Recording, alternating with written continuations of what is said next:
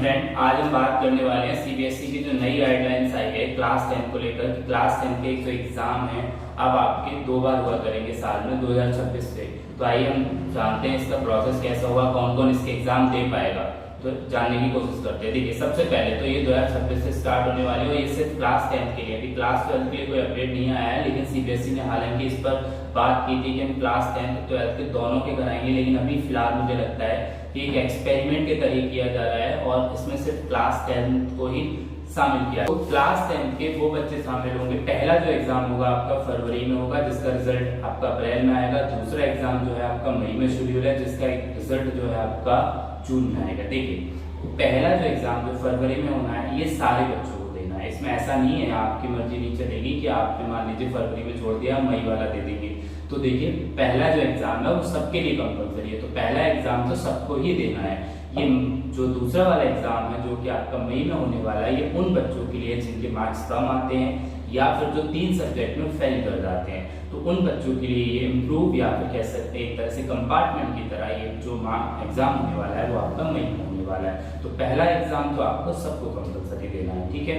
Okay, अब बात करते हैं कौन कौन एलिजिबल है। तो जैसा कि मैंने बताया, फरवरी में सारे देंगे और मई वाला आपके लिए ऑप्शनल है। अगर आपको लगता है कि आपके स्कोर कम है, आप बेटर कर सकते हो, तो आप मई वाला एग्जाम देते हो। लेकिन बाय चांस मान लीजिए आपके फरवरी वाले में ज्यादा आते हैं, मई वाले में कम आते हैं, तो आपका जो हाईएस्ट होगा, दोनों में से जो बेस्ट होगा, वो स्कोर काउंट किया जाएगा, वही मार्कशीट पर प्रिंट होकर आएगा।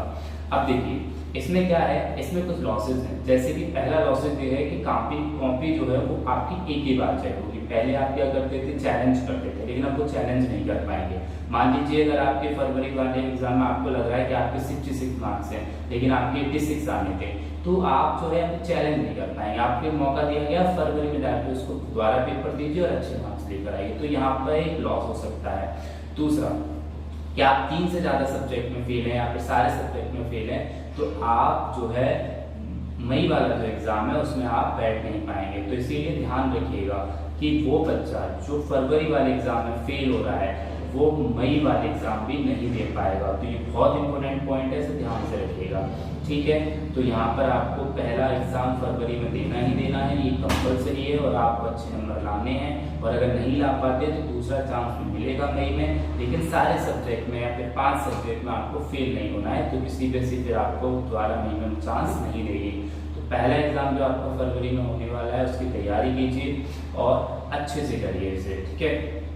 और भी अपडेट आते रहेंगे, जैसे हम बताते रहेंगे।